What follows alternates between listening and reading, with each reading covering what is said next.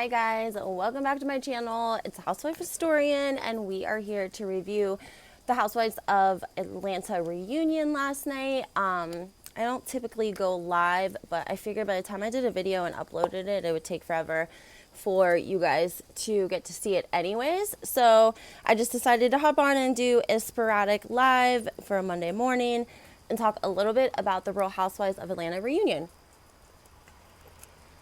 Of course, everything in this video is alleged. And before we get started, if you would like to hit my like button, it really does help my videos. Subscribe to my channel and turn your notifications on. It's so important. Okay, guys, we have to talk a little bit about Housewives of Atlanta reunion last night. It was the second part of a 3-part series. Kandi Burroughs was on Watch What Happens Live last night, and she was talking over Andy Cohen. Okay, like they do not like Marlo. They do not. Hey, Alan, I'm glad you're here this morning. I feel like Kenya and Kandi do not like Marlo at all at this point, even in real life. Besides Marlo going in about, Kenya's mother over the years and even her husband, I think that the worst thing that Marlo said that we didn't hear on the show, I don't know if it was said after the show, but at some point, Marlo did an interview and she basically said that Kenya's daughter was either not Mark's daughter because, basically Kenya couldn't get pregnant on her own in a traditional manner, and for that reason she was making allegations that Brooklyn, Kenya's daughter, wasn't that wasn't her dad, basically, and that they had to do some sort of in vitro. Good morning. Basically for Kenya to have a baby because she is a little bit older, but still super, super offensive. And she did that on an interview for someone she did live. But regardless, Kandi was on Watch What Happens Live last night, and she was over talking Andy Cohen when she was asked about Marlo. She got a question from somebody, and basically they asked if Kandi thought that, Marlo's whole living situation, a little bit of backtrack, she was in foster care, she was shuffled around a lot, she had a tough upbringing. People were upset about the 2 nephews and the fact that she sent them with her sister, and then she, turns around and talks about how she felt scarred and traumatized from when she was pushed around and not wanted certain places. So a lot of people felt like Marlo was doing to her nephews what had been done on to her. The question was, does Marlo basically, does Kandi feel bad that how they treated Marlo now that they know the situation, yada, yada, yada. And Kandi basically said that she thought Marlo's speech was rehearsed. Alan says Atlanta just goes too low. Family should be off limits. I agree, Alan. I think they were trying to come out with a really great season. Last season was Portia wasn't on this year. They had to do their own promos. If you guys remember, they had to pay for their own their group photo at the beginning. The women paid for that. Atlanta does not get the recognition that it should from Bravo, and it certainly does not get the advertisement that all the other franchises get. I mean, that's very clear, I think, to me. You guys comment and let me know, but I don't see Andy Cohen promote Real Housewives of Atlanta like he promotes the other franchises. I don't see commercials like I see for the other franchises. So I just think they kind of already are struggling. And then on top of it, they have to put the show together, and Marlo's coming in as a friend of full time. Kenny has mentioned her felony lots and lots of times this season. She talked about that at the reunion, and Kenya was still pretty harsh, I felt like, about it. Marlo did explain to us the circumstances. She was young. She got in a fight with someone. There was a knife involved, and she got in trouble. She went to jail, and just like many, many people, once they're in the system, it is hard to get out. She got put on probation, and she violated the probation 2 different times, I think. And that's why she has so many mugshots. People go through, or you look up people's records and there's 5 mugshots, but only 1 criminal charge. And that's because a lot of times people are put on probation. If you're on probation, you can't purchase alcohol. You can't be in a bar. You have a curfew. You can't leave the state without permission. Sometimes people, regular people don't always know the rules and regulations of probation. But anyway, she violated a couple of times. But she said this was in her 20s. Now, Kenya also put Marlo on blast, saying that Marlo wasn't her real name. Her first name is LaToya, and that her middle name is Marlo. And Andy acted surprised about that, too. And when Kenya was talking about the felony, it was kind of like Andy was trying to talk over Kenya and, like, keep a decent narrative going. As soon as, like, the word storyline came up in the conversation, Andy, like, did a 360. Like, storyline was also mentioned somewhere else, I think, in the reunion, and Andy Cohen, like, does not want viewers to think that these ladies do any of this for a storyline. Like, he won't even talk about it. Kandi told us on Watch What Happens Live that at the beginning of the reunion, Marlo was very, very apologetic. That she apologized to everyone and that they didn't show it. And she tells Andy Cohen this on Watch What Happens Live.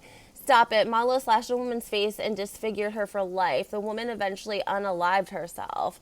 Damn, I did not know that about the woman. I don't even know what to say about that. That's super tragic. I thought that it was like a bar fight, but I didn't think that the woman had issues afterwards, but that's very, very tragic. Probably a good reason why Marlo doesn't use her real name, which Kenya, like I said like was LaToya. So that's what happened, and Kandi says that Marlo uses her sad storyline of foster homes and being neglected to basically turn the narrative whenever there's an issue and the ladies are fighting. And she even alleged that Marlo did it to Andy Cohen at the reunion, because Andy said, well, I was the one asking her about her childhood. We talked about her childhood for like a half hour, and I was the one that brought it up. I was the one that was asking about it. And Kandi was like, yeah, that's how Marlo was so good at this. She didn't use the word manipulation, but that's what it is. She's so good at manipulating you, other people, to talk and ask her questions and engage in her tragedies, that it'll make you feel like you're asking all the questions, but really you're not. She's just kind of manipulating and narrating the conversation. So it feels like you are asking all of the questions about her childhood and the traumas and the sad things that have happened to her. So Kandi alleged that Marlo did this to Andy as well. Pretty much what Kandi said. So they have not made up. They are... Make it make sense says, LOL, I know, right? Marlo tries to play the victim. I didn't know that about the lady that she slashed her face. I mean, I am all about, like, if someone does something and they go away and change their life and they're a different person, like, I am all about, integration, if you will, reducing recidivism, I don't know. That's just how I am personally. So I probably talk in that sort of a narrative, but that's very tragic about the lady unaliving herself. Alan says Kenya used to do the same thing with their storylines about her mother. Alan makes a really great point, because we did see Kenya actually take a bus with her dad. I think it was in Detroit. Didn't they go to Detroit? And they showed up at the mother's house. I don't know if it was unexpected or not. It looked unexpected. And nobody would answer the door. I mean, and who would answer the door for, camera crew, a bus full of people outside your house? Like, make it make sense. As also, Bravo cut out the fight that Kenya and Marlo had where she took shots at Kenya's daughter. Thank you for saying that. I had mentioned that about how Marlo had done interviews even after some of this episodes had aired. She did one particular. She looked a little drunk, but she talked horribly about Kenya's daughter and basically alleging that Kenya is too old to get pregnant. And so there was some sort of, I don't know, sperm donor, egg donor, whatever. Multiple times, Kenya used her mom for a while, and word on the street is her mother's not happy about that and felt like Kenya was trying and use her. It seems like a lot of them do that with their mothers. We're seeing Marlo's mom on the show. We saw Bronwyn's mom on the show. Whitney from Salt Lake City, her dad who was in recovery on the show, and now he just fell off the face of the earth. Yeah, Kenya probably did do that. She definitely used it as a storyline and had her dad and all of them show up at her mom's house and wouldn't answer the door for sure. And that's probably why Marlo's comment to Kenya was made in the first place because, sorry guys, low battery, because that was like what was going on in the season at that time. You know what I mean? They were talking a lot about Kenya's mom because Kenya had taken a bus with all these people to meet her. Also, I had made some notes of a couple of things I wanted to talk to you guys about. So let me just find those really quickly. Also, what did you guys think about Drew recording the assistant? Anthony, the assistant. What do you guys think about her recording him? She recorded somebody last year. Do you guys remember that? I mean, she it didn't even go over well. It made her look terrible. And I didn't think she would come back this year's reunion with another videotape, like not video, but a cassette tape, a recording of somebody being recorded when they don't know it. Like, that's a little shady. Like, now you've recorded 2 different people without them knowing it, and you've brought it to a national platform. I think that that's a little wild. I mean, I don't know what you guys think, but I think that's crazy. Also, Kenya's still not divorced. Why is she still not divorced? Even Andy was like, why aren't you guys divorced yet? And she didn't really have an answer for it. She just said they were kind of waiting on the courts and that Andy wanted to make sure, like, is he asking for money? Is he asking for spousal? And she was like, no, nothing like that. We're just waiting on the courts. Alan says, if it was me, I would sue Drew. That is illegal. Yeah, I don't know if it's like state to state. Mark wants his money. That's why. I thought Kenya paid all of Mark's debt off whenever they got together, but that could be not true, of course. So I was surprised that they were not divorced yet. Definitely surprised by that. Let's see here. Also, Sheree calls him on the show. This is another time Andy Cohen cuts somebody off when they start talking about a storyline. If you guys go back and watch that, when Sheree FaceTimes Anthony, the assistant, about what he said in a recording that Drew made of him, which maybe he knew that Drew was making this recording. Maybe he didn't care. Maybe he let her record it and acted like it was recorded, privately, but maybe it wasn't. Maybe he knew about it because he definitely is shady ATF. He's just like a yes kind of guy. I feel like he's like yes to Drew and yes to Sheree. And then he'll talk shit about the other one to each other just to kind of keep him in the loop, keep him working, keep him making a paycheck. But I don't know. I just feel like I would be scared to say anything around you. I would have to be patting her down before she got in my car or came in the house. Like, are you recording me? Just so we, know up front if you're recording me. The assistant says that Sheree doesn't owe him any money. Of course he does. He's not going to not say that. And then when they bring up the situation about Drew's husband, what he said about Drew's husband, the assistant is on FaceTime with Sheree, and Andy Cohen is sitting behind her, and he's looking at the phone, basically FaceTiming with this guy. And the guy starts to say that he thinks he doesn't remember saying it. If he did say it, he doesn't remember it. And then he starts to go into how he thinks it's a storyline. And immediately Andy Cohen shuts that shit down. Off. Done. And I thought that was I was surprised by that because it was obvious.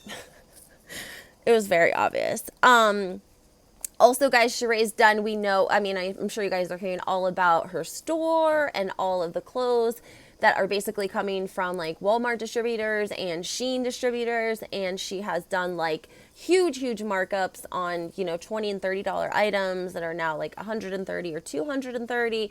A lot of people were rooting for Sheree, and I think that they have been met with disappointment, not because she didn't bring a brand out or that the stuff's not nice. It's not authentic. And she did an interview, and I think it was with 2 T's in a Pod.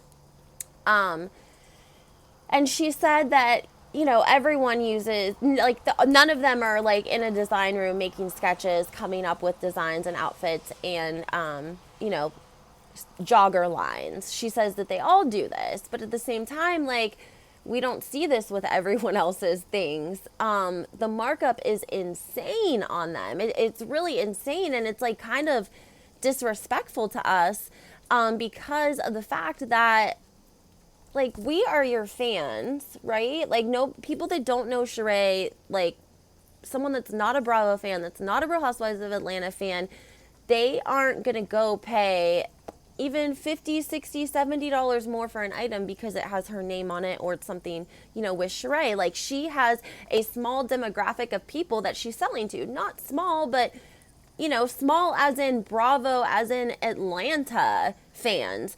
So it's disrespectful in a way because it's like, you know who your demographic is. Like, we're not just your rich friends that have money to blow. Like, we're average, hardworking people that love Bravo and love the entertainment that it brings. And for whatever reason, we love Sheree or love the Atlanta ladies and we want to purchase something, but the price is so outrageous. It's ridiculous. I mean, it's like a pair of Yeezys or something. Like, I don't know, who's buying Sheree's merch for themselves? If you are, please put it in the chat because I really would like to know. And do you feel disrespected by the fact that she's, like, put $200, $300 price tags on these items right in front of our face when we know that they took $5 to make, $10 to make? Sheen's selling it for $15, and Sheree's selling it for $215. It's, like, disrespectful to your audience. It's disrespectful to your demographic of hardworking moms, people, whomever, that whatever group they are that loves Bravo, they can't afford to go out and spend $200 or $400 on a sweatshirt that we can get from Sheen for $10. It's ridiculous. It's disappointing. It's disappointing. If you were struggling and you couldn't come out with the right kind of line and do it the right way where it would be affordable for people, affordable for viewers, then you should have just done a 2 or 3 piece set and be done with it. I made comments when this first happened. I was like, she should have went and partnered with Kandi, let Kandi make all of the executive decisions and just put her face with it and roll with it, because, like, I don't know. If you didn't get it by now, you're not getting it. It's kind of like almost like an ego thing that she's, like, put her and made everything so expensive. But yeah, that's what I wanted to talk to you guys about. And also the sucked D everywhere comments. Who do you guys think put in the hat that Kandi sucked D in a locker room? I want to know who you guys think put that in there. And I love how Andy Cohen basically said, I can't believe that you played this game, Kenya, at a little girl's birthday party. And she's like, I thought it was going to be fun. And it was not. It was not fun. So I want to know who you guys think put that about Kandi. It was so funny to hear Sheree and Kandi go back and forth because Sheree's all defensive, like, oh, Kandi, well, you say you're so sexual, and so I'm sure you've done it here and you've done it there, and poor Kandi just be taking a beating so bad. But you know what? I think it's going to bring her back next season. So if it works, it works. But make sure you guys comment. Let me know what you think. Got some more content to upload. It's Monday, it's slow ATF. That's why I wanted to come on and just do a quick live over Atlanta. And wanted to hear what you guys think about everything that's been going on. So make sure you comment. Make sure you hit that like button. It certainly helps my videos. Subscribe to my channel. And we'll talk soon, guys. Have a great day.